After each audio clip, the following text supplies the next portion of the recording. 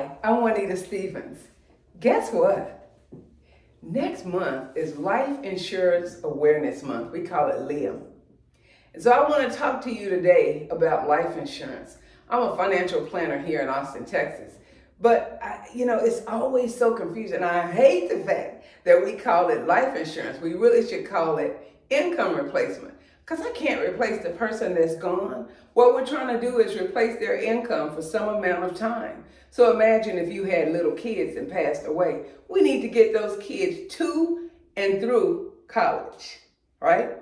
So let's do this. I wanted to just give you an example of the types of life insurance and knowing what type you need and how much you need, okay? And so typically the quick and easy way to determine how much you need is take your yearly income, multiply it by 10, and that's where you start, okay? So if what you make is $50,000 a year, and you multiply that by 10, that gives us $500,000, right? Make sense? So now we got a 30-year-old and they want $500,000 in life insurance. We've already determined they don't have any kids. It's just him and the wife, right? He wants a $500,000 policy. Remember, the types of policies are, I call them term and perm. And perm, I think of term in terms of renting, right? Perm is a permanent policy. And there's different kinds, right? Like there's whole life, there's universal life, index universal life, and variable, right? They're all permanent policies. And y'all, I know that you've probably heard this. There are no bad types of policies. You do the one that works for you and your budget, okay? Because if I told you that this one's gonna cost you $500 a month and it doesn't fit your budget, that makes no sense, right? All right. So this 30-year-old needs $500,000, and if he were doing that in term, it might cost him $40 a month, okay? And we're doing a 20-year term for him, okay? Now, what that means is, for the next 20 years, he's gonna pay $40 a month. And at the end of that 20 years, you're gonna reapply for life insurance based on your age and your health history, okay? Not just your health, but your health history. Did anybody in your family die before age 50 from any type of chronic illness? All of that is part of your health history, right? And remember, the younger you are when you buy insurance, the cheaper it is. So now you're 20 years older, he will be 50 years, and that price of that term policy is gonna quadruple on you, okay?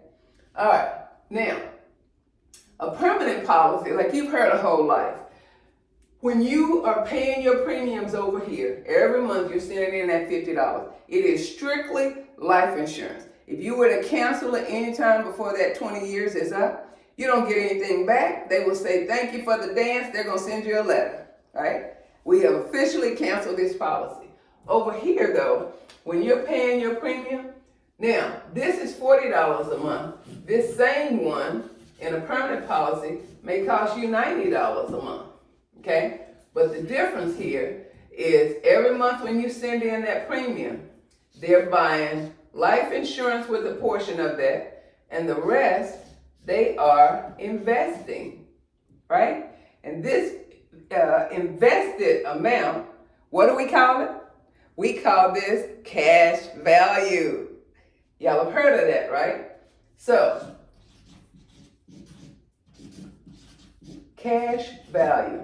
So now, let's say sometime in the future, you've had this there. Do y'all remember when, I'm dating myself now. Do y'all remember years ago when people when the insurance man or the insurance lady used to come around every week and all these older people had these accordion looking plastic things, and they might have $1,000 policy. They might have 10 $1,000 policies, right? And they were permanent policies. And they were earning cash value. And let's say you paid on it for 30 years and then you die, you're still just gonna get $1,000. But guess what? It might have $15,000 in cash value in it. I'd rather just cancel it and get that, huh? Okay, so now, this cash value is money that sometime in the future you can borrow from and never have to pay it back, and you don't pay taxes on it, right? I love that. Okay, so the goal is, let's kind of review. The goal is have enough life insurance. If you have children, we always assume you need $150,000 per child if you want them to go to college. So when you come up with this number, again, I got a 30-year-old that makes $50,000 a year. But if we added in 2 children, right? Now, $300,000 of that is taken up. That only leaves $200,000 for the wife. So we know we need to add a little bit more. I would probably add $300,000 to this to accommodate for the $150,000 per child. So then we would do $800,000, right? The goal is to have enough. Listen, I've paid out death benefits. Nobody has ever said to me, Juanita, that's too much. Now, I've had people say, we don't have enough life insurance, but I've never had anybody say, that check is way too big, right? The pre-planning that you do right now will save your family a whole lot of time.